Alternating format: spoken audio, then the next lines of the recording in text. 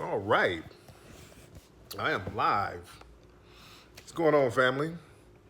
How you guys doing? I'm doing a nice evening Friday broadcast. Let me wait on everybody to get on up in the room. Let me see what's everybody up to. What's up, fam? What's up, Skip? I'm just looking at all the little. I'm looking at all the different little features on here. Hold on, they got bubbles and shit. What is this shit? Okay, I didn't know. I'm on my phone broadcasting live, and they got all types of little moist ass features. I just noticed that now that I'm gonna use them, but all right, I'm just put this shit back on normal. All right, what's going on, man? How y'all doing, family? Shout out to the Melanated family. Oh, you just got the album. Oh yeah, by the way, the Mink Slide album is out right now. The Mink Slide Egyptian Musk album is out right now. Yeah, we having an album release party right now at the crib. What's up, London? Shout out to London. I know my London people, my UK people got the album earlier today. Y'all got the album, that's what's up. My sister's hit me up. But yeah, shout out to everybody who got the album. You want a physical CD? I think you can get the physical CD off Amazon. But yeah, the album was just released actually over here in the United States a few minutes ago. Like at 9 o'clock my time, so it's midnight your time if you're on the East Coast. What's up, Aunt? You got that album? That's what's up, family. Got that feeling. That's one of my favorite songs on the album. So you're about to get your girl pregnant, hit the Mink Slide. That's what's up. Yeah, people, you're really going to enjoy the album. A lot of folks that hit me up, they got the album immediately, so they're really enjoying it. Yes, it's on Tidal too. Even though it's on Tidal, still get the iTunes or the Google Play copy of the album. You dig? So while we're talking, while we're chopping up game, family, you guys go get the album now. Go to iTunes and go to Google Play if you have the Android. You dig? All right, Tia, my sister. I'm going to talk to you tomorrow, Tia, about bringing my nieces out here. So you bump it in. Yeah, let's make it go platinum. It's a good album. It's a damn good album. Oh, yeah, my Jerry Curl in the music video is funny. Yes, shout out to it's on Spotify. It's on everything right now. So everybody should be bumping it right now. But what I want to talk about, what happened out here in LA today, and I want people to learn. Y'all know I'm from LA, and I always talk about how we do business in LA, how street business is conducted. It's conducted much more differently than other cities. Just not bragging or boasting. I'm just saying we do things a little bit different. Shout out to Dubai. What's up, Dubai? But I tell people when I see some of these protests around the country and I see these white supremacist groups pulling up with the fuckery, I always say, I'm like, man, that type of shit don't really go down like that out here.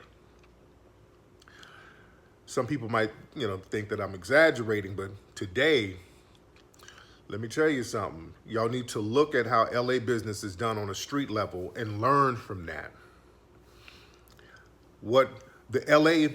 In LA, something scary happened to the white supremacists. A lot of black folks got on code out here, which is what we got to be doing all across the country.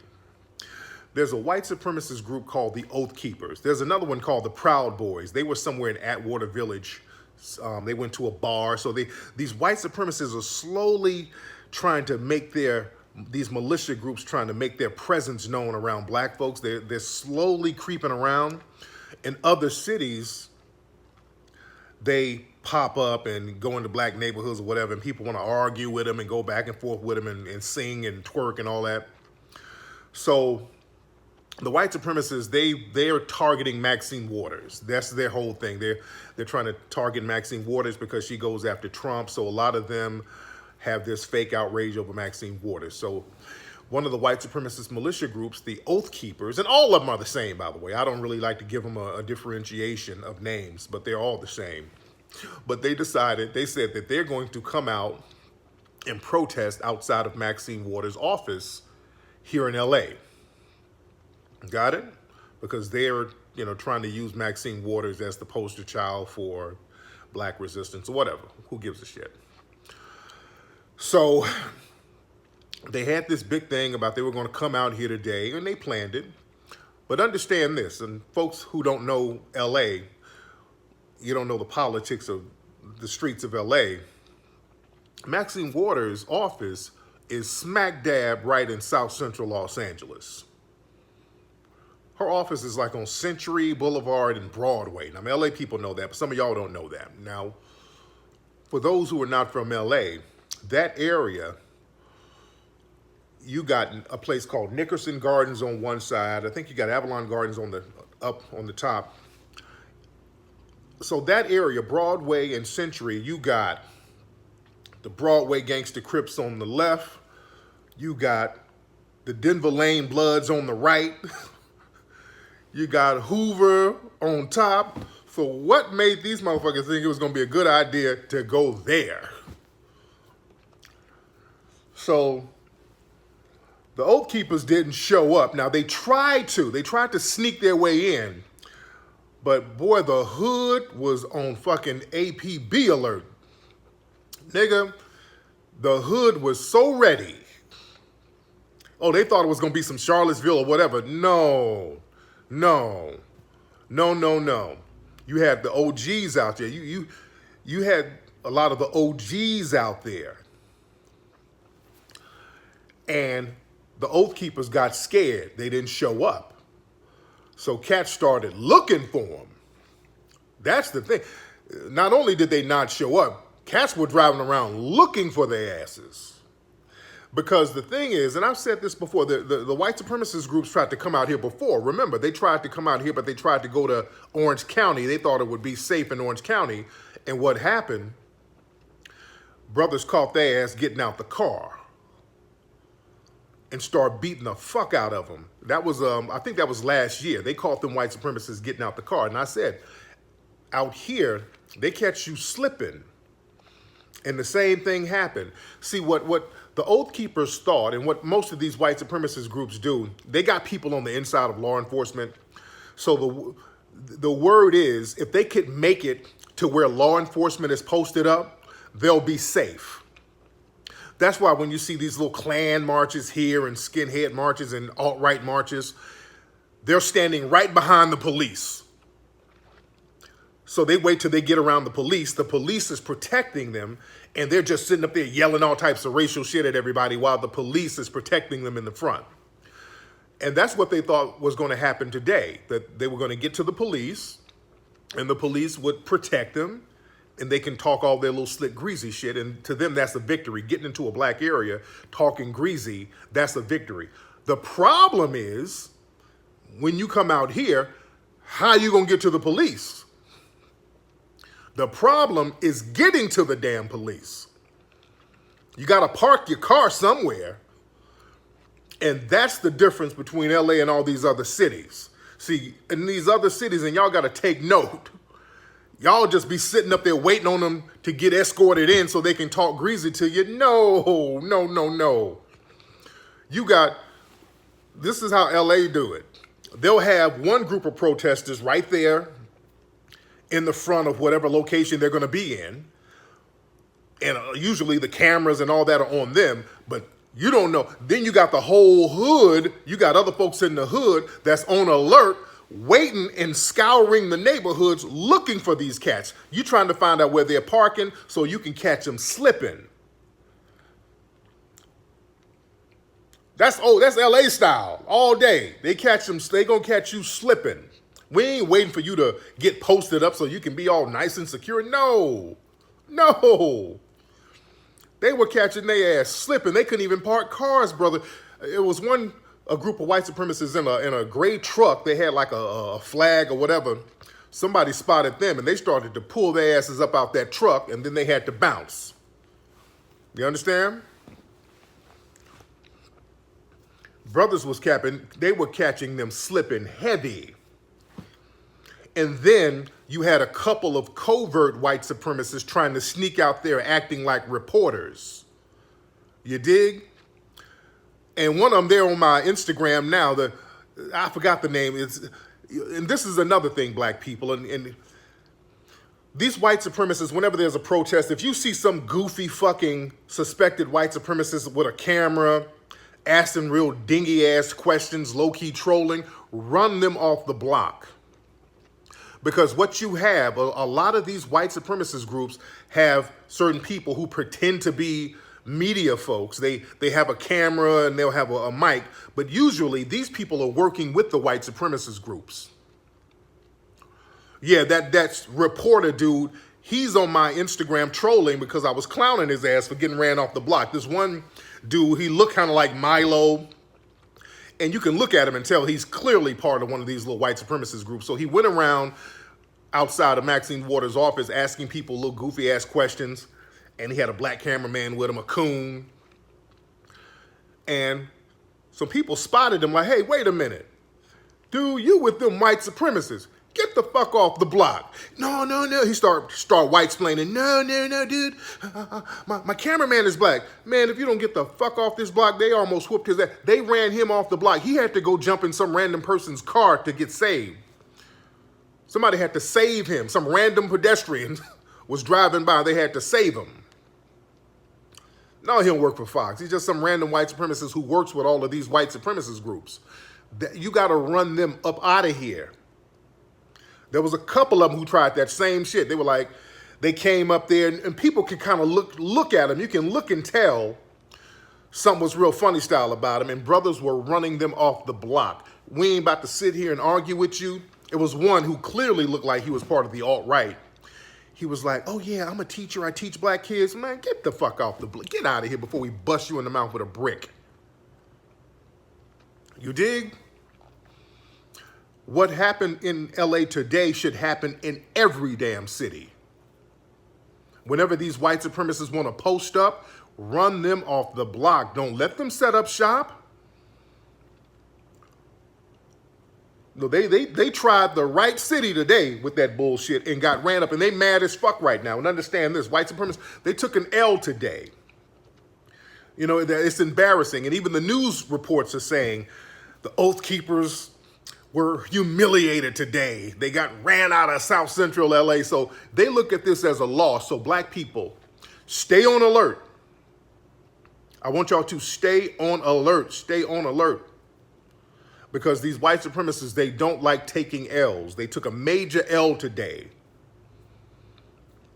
They took an L today. So they might try to do some little sneak shit. So keep your eyes open. My South Central family, keep your eyes open for these white supremacists. But they tried the right ones today. You dig?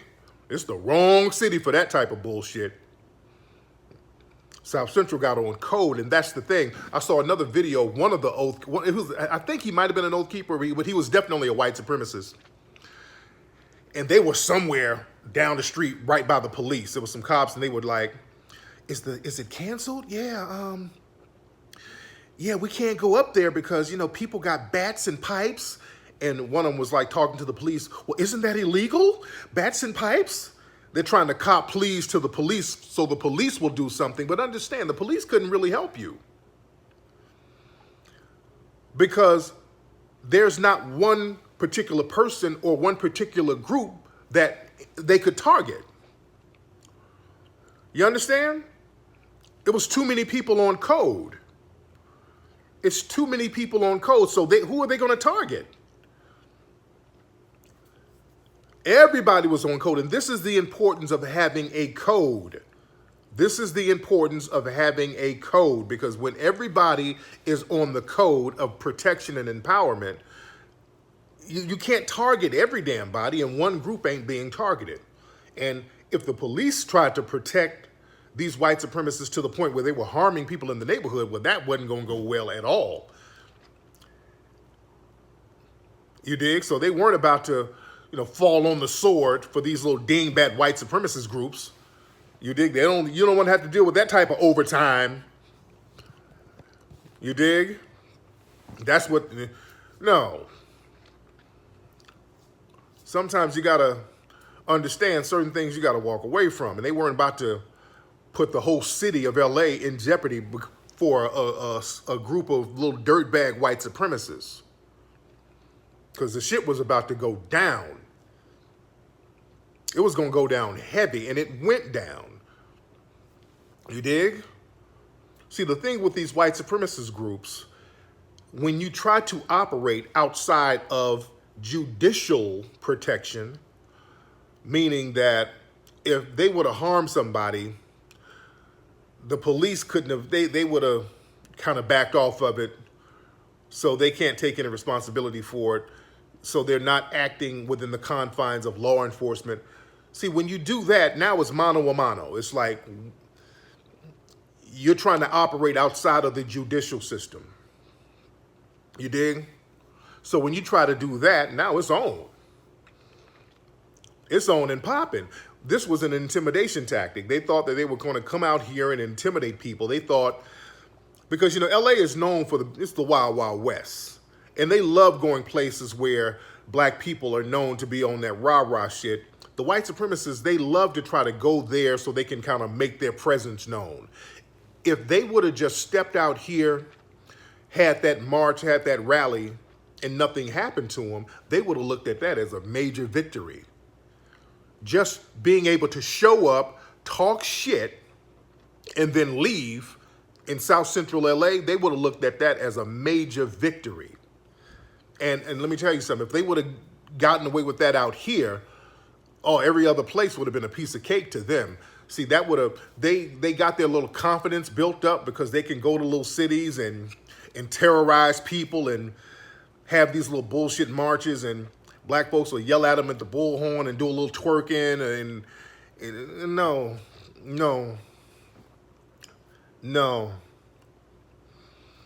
they got ran up out of here real quick. You understand? Yeah, that's the thing, that whole let's take down the big slave to teach all the other ones a lesson. No, the big slaves will still whoop your ass. And they tried to go for it. They really tried to go for it. And because this ain't, and a lot of people are making it seem like, well, this is Maxine Waters supporters. This wasn't really about Maxine, and I'm not disparaging Maxine or any of her supporters, but this really wasn't about Maxine Waters. Let's be very clear. This was not about Maxine Waters at all. Maxine Waters was just a proxy that the white supremacists are using. You understand? This is about them coming into a black area, making their presence known, establishing their presence, establishing white supremacy on top of the black community. That's what this was about. You dig? But what I like, black folks here didn't sit up arguing back and forth with these assholes. Black people didn't sit up and let them do all that white splaining. Because, see, these white supremacists, they're so used to doing that shit on the internet. They'll sit on the internet for hours. Hey, I'm not a racist. Just because I do the okay sign, that's not a racist sign. No, they love doing that. They tried that out here. Get the fuck off the block before we bust you in your head. And we mean right now. And these dudes were literally running. Nobody ain't got time for that. We got to have that type of energy towards these white supremacists. We got to have that energy all over the country. All my people in all these other cities, learn how to shut that shit down real fast. Because what they'll do, they'll send these little fake reporters in to find weak spots. They're going there, and the fact that they can find somebody who will sit up there and talk to them and be interviewed by him, they look at that as a weakness. That's a weak spot. You understand? Y'all can look at some of the clips. Go to my Instagram. I put up a couple of clips of some things that went down. I got some pictures on my Twitter. Y'all follow me on Tariq Nasheed on Twitter and Tariq Elite on Instagram. But what they do, they want to probe and see where the weak links. And the fact that a black person is just sitting there talking to him, because usually they'll talk to some women, because a lot of women ain't going to be on that rah-rah shit, so they'll talk to them. And that's what that white supremacist reporter was doing earlier. He was interviewing some sisters, and they were like, why are you asking me these questions? Then some brothers pulled up. Like, yo, who are you? I'm a reporter. Are you down with Black Lives Matter? Are you down with, who you with? No, I'm not down with Black Lives Matter. Get the fuck off the block, then. It's that simple. Is that simple. What's up, Kevin Hopkins? I want black people to understand the family. The white supremacists, they're cowardly, dude. Understand the white supremacists are cowardly as shit. The only thing that saves them is a system that's militarily backed up. Without that, they're nothing, nothing, nothing. When it's one-on-one, mano a mano, you'll see the types of pussies they are. It's just that simple. So we got to understand and study their strengths, and we got to understand their weaknesses, just like they do us. That's what they were doing with us. They were trying to find our weak spots today out here in LA. They were trying to probe for weak spots. And guess what? There wasn't none. Wasn't no weak spots today. You had to get the fuck on up out of here. Wasn't no weak spots today. But you got to probe just like they probe us. Their strengths is the military backing of the system of white supremacy, the judicial system, law enforcement. Law enforcement, them having immediate access to law enforcement, that's their strength. That's why they love calling the police on black folks for any reason. That's the only thing that's saving them from a foot square in their ass. That's why they relish, they love the police. They're never going to have any kind of police reform or nothing. The police, that's their lifeline. Got it? Now, the minute you say you're going to have an armed march or whatever in a black neighborhood, and if you're not standing around getting police protection, well, you're fair game. You're fair game until you get to the police. So people caught them, they understood their weak spot. You understand? No, they tried to show up. This is the thing. They keep saying they never showed up. No, they tried to show up. No, they definitely tried to show up. They just didn't make it up there. You dig? They tried to ease their way. They saw what was going down. They saw that so many people were ready for them. They start backing off, and what they would do, they would send little people, one or two people up there to kind of feel it out, and those people got ran the fuck up out of there. So you can imagine if a whole bunch of them came up there. No, it would have been very, very bad for them. It would have been very bad for them. This whole city would have been shut down. If a whole group of them showed up, this city would be shut down right now.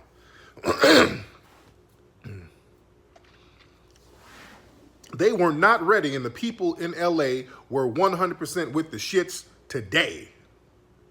Their weakness is doing things outside of the system of judicial protection. That's their weakness, catching them one-on-one. That is their weakness. Their weakness is catching them one-on-one before they get law enforcement protection. That's their weakness. That's why the minute black folks come around, hello, police, the minute you come around, they're already on the phone calling the police because they need that backup. That's their only strength. Without that police backup, they are completely weak and vulnerable, and they know it. Black folks have to understand that. And today was a great example. Brothers did great. They caught their asses before they can get up there around the police to get protection. Because they've already made a preemptive threat that they were going to come down to the neighborhood armed. So the fact that they've already made a preemptive threat that they're coming down to the neighborhood with hostility, it's on. Shit. It's on site. And that's exactly what it was. It's on site. We're not about to let you post up nowhere. So they got ran up off the block quick. They almost got snatched up out of their cars quick. So they had to, they didn't want that smoke. And that's how we have to be, not only nationwide, worldwide. Worldwide. You understand? So they hope that that energy has to transfer. Because understand LA. Y'all got to understand LA culture. Gangs in LA were started for the purpose of fighting white supremacist groups. That's why gangs got started in LA, because when black people started to move to Los Angeles, black people were being funneled into certain neighborhoods. A lot of places in Southern California were sundown towns, meaning black people couldn't live in them. Black people couldn't live in the valley. You couldn't live in Glendale. Glendale is still racist as fuck today. Black people couldn't live in Burbank. You couldn't live in places like Pasadena unless you were a maid or something like that. But there were a lot of places you just couldn't live. And the Central Avenue area, that was a place where they funneled a lot of black folks, but there were some white people who were living in Compton at the time. Understand, South LA, you had a lot of white people at that time. So, you had Klan groups and you had these little white supremacist groups that would try to run black folks out of neighborhoods. And this is why the original gangs started in LA, like the Avenues and people like that. They started to really fight the white supremacist groups. So what later happened, a lot of these groups morphed into the Crips and Bloods. Yeah, the Bush family, George Bush's family stayed in Compton. Yeah, they had groups like the Spook Hunters and all that, and you had the Avenues and the Baby Avenues, the Slausons, some of the Black Panthers like Bunchy Carter, he was in the Slausons. There's a big dude, there's a bodybuilder named Craig Munson. He was the leader of, I think he was the leader of the Avenues. He was real big, he was a bodybuilder. And a lot of dudes who couldn't get in the Avenues, like Raymond Washington. Raymond Washington was a guy in the late 1960s who tried to get in the Avenues, but he couldn't get in the Avenues. And I think Craig Munson's brother or somebody jumped him. So Raymond Washington formed another group, and that group was the Crips. Craig Munson, he was huge back in the day. And Craig Munson was a huge, big, superhero-looking nigga back in the day. You dig? So that being said, a lot of these groups, again, a lot of the gangs out here, the purpose was for them to step to the white supremacists. Yeah, the businessmen, all these people. So that's why whenever there's a white supremacist threat, bam, all the gangsters, all the OGs immediately go on code. We understand who the real enemy is. You understand?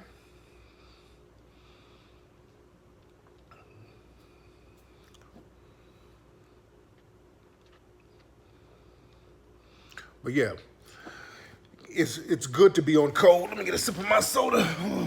Hope you guys get your Mink Slide album. Refreshing goddamn soda.